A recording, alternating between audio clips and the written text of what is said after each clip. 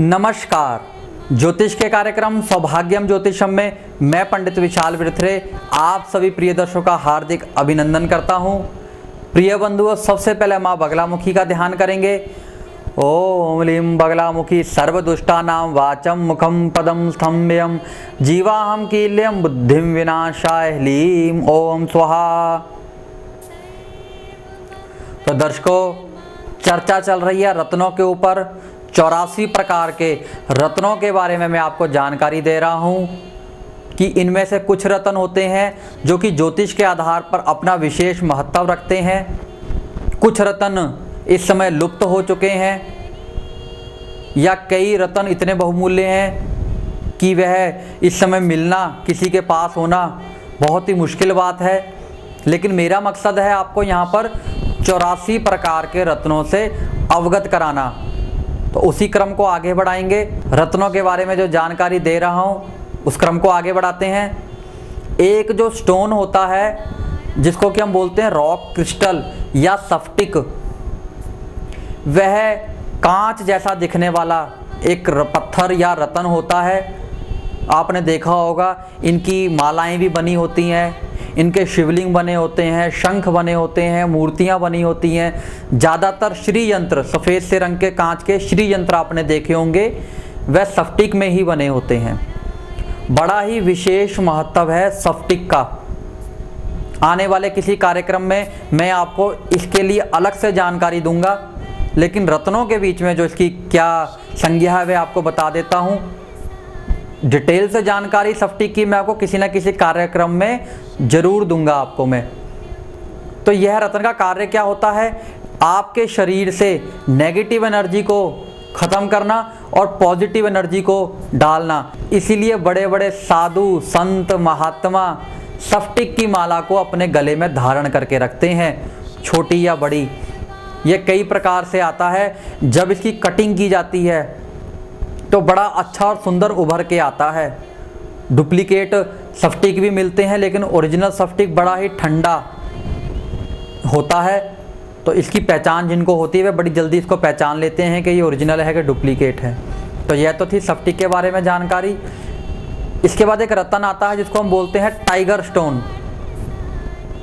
यह होता क्या था? पीला और भूरे से रंग का मिक्स सा होता है। जैसे शेर के ऊपर खाल होती है उसकी, उस तरह से यह रत्न होता है। इसका कार्य क्या होता है?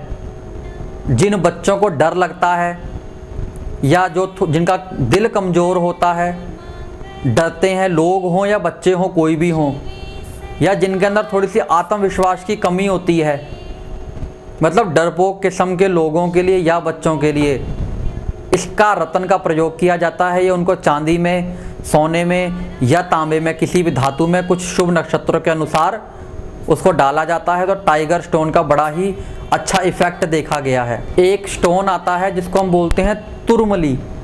अब यह स्टोन क्या होता है? जो तुरमली रत्न है ये कई रंगों में मिलता है, हरे में, नीले में, पीले में, काले में, भूरे में, कई रंगों में तुरमली मिलता है।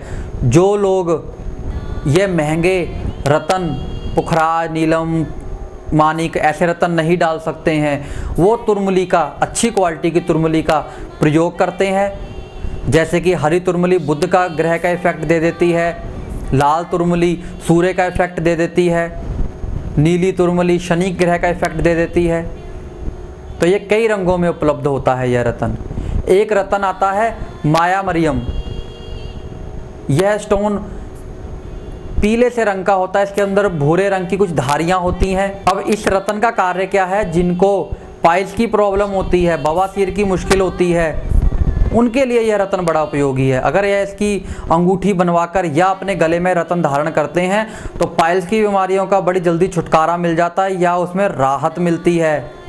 तो देखिए, कई बीमारियों को भी ठीक करते हैं ये रत्न उपरत्न। अब उसी क्रम में एक आगे रत्न आता है, उसको बोलते हैं गार्नेट। यह हल्के लाल रंग का पारदर्शी रत्न होता है, चमक इसके अंदर आर पार दिख जाता है।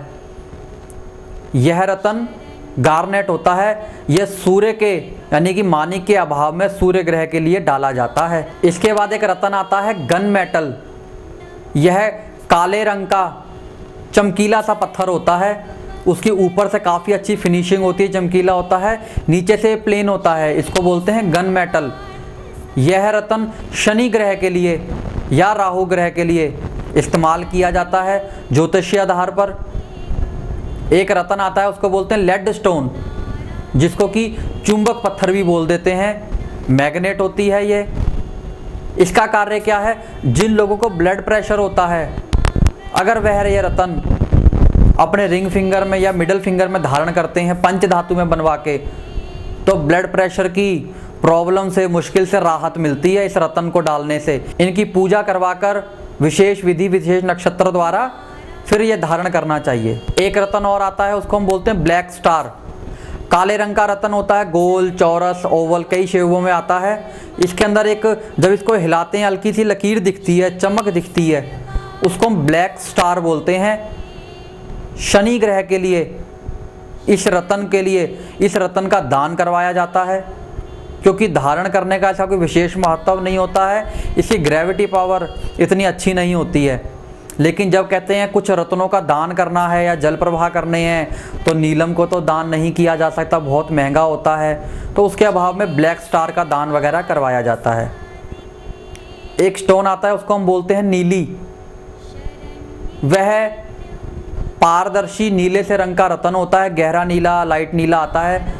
वह शनि के लिए नीलम के अभाव में डाला जाता है। इसके बाद एक स्टोन आता है उसको बोलते हैं जेड स्टोन। यह हरे रंग में आता है, बुध के लिए डाला जा सकता है इस रत्न को। तो प्रिय बंधुओं, यह तो मैंने आपको बताया कि ज्योतिष के आधार पर कुछ उपरत्नों के बारे में कि इनको किन किन ग्रहों के अनुसार डाला जा सकता है। अब कुछ ऐसे रत्न हैं जो ग्रहों के अनुसार डाले तो नहीं जाते हैं, लेकिन रत्नों की श्रेणी में दिए गए हैं वह। तो उसमें से एक बताना चाहूँगा, एक होते हैं यमनी हकीक। वो कई रंगों में आते हैं, तो कई प्रकार के लोग उन रत्नों का भी प्रयोग करते हैं ग्रहों के अनुसार। फिर आते हैं हकीक, वह भी कई प्रकार के लाल, नीला, पीला, काला, हरा, हर तरह के रंग में आता है। सस्ता रत्न होता है, वह भी ग्रहों के अनुसार डाला जा सकता है। तो अब मैं आपको कुछ रत्नों के बारे में जानकारी दे देता हूँ कि कई प्रकार के जो रत्न हैं उनके नाम बता देता हूँ जल्दी से मैं आपको। धुनैला एक रत्न होता है, सजरी, होलदिली, लाडली, रोमानी, हल्दी, हरिद, नरम, दूधिया, सिंदूरिया, आलेमानी, बांसी, ब्लड स्टोन, जजेमानी, साबोर, तुरसावा, अहवा, आवरी, कुदरत, चित्ती, संगसन, लारू, मारवर, कसौटी, दारचार, हकीक, गलबहार, हालन, कहरुआ, झना, झनलहरी, मकड़ा, संगिया, गूदड़ी, कामला, सिफरी, हरीद, हवाल, सिंगली, गौरी, सिया, समाक, मूसा, पनघर, दूर, खारा, पारा जहर, सेलगुड़ी, हजरत ऊद, स्वात, सोनमक्खी, सुरमा, रैम्बो और आखिर में पारस। सुना भी होगा आपने, पारस कहते हैं ऐसा पत्थर है जिसको लोहे को छूते ही वह चीज़ सोना बन जाती है। तो मैंने आपको पहले भी बताया, जितने भी मैंने रत्न बताए हैं इनमें से काफ़ी हद तक रत्न तो लुप्त हो चुके हैं। और यह जो मैंने रत्नों के नाम बताए हैं, यह हिंदी के कुछ नाम या उर्दू के कुछ नाम बताए हैं, इनका इंग्लिश में भी वर्णन है। तो इसमें से कुछ तो पृथ्वी पर हैं और कुछ लुप्त हो चुके हैं, और किसी का ज्योतिष का आधार नहीं है कईयों का। और मैंने आपको बताया शायद कोई ऐसा व्यक्ति होगा, मैंने अपने जीवन में कोई ऐसा व्यक्ति ही नहीं देखा कि जो ये कह दे कि मैंने 84 प्रकार के रत्न और उपरत्न अपनी आंखों से देखे हैं। लेने तो बड़ी दूर की बात है, देखे हैं कि मैं बात कर रहा हूँ। लेकिन मेरा मकसद था, क्योंकि मेरे पास कई लोगों ने बताया कि पंडित जी आप उपरत्नों के बारे में जानते हैं, जो कहते थे भी 84 प्रकार के उपरत्न होते हैं या रत्न होते हैं। तो मैंने काफ़ी खोजबीन करने के बाद इन रत्नों की जानकारी आपके सामने रखी। आप तो प्रिय बंधुओं, इतना ही कहूँगा। और जाने से पहले ये कहूँगा कि अगर आप मुझसे मिलना चाहते हैं, अपनी जन्म पत्रिका मुझे दिखवाना चाहते हैं या किसी प्रकार के कोई रत्न लेना चाहते हैं, तो आप मेरे कार्यालय में आके मुझसे संपर्क कर सकते हैं, मिल सकते हैं मेरे समय के अनुसार, इतना ही कहते हुए मैं पंडित विशाल बिरथरे आप सभी प्रिय दर्शकों से इजाज़त चाहूँगा। नमस्कार।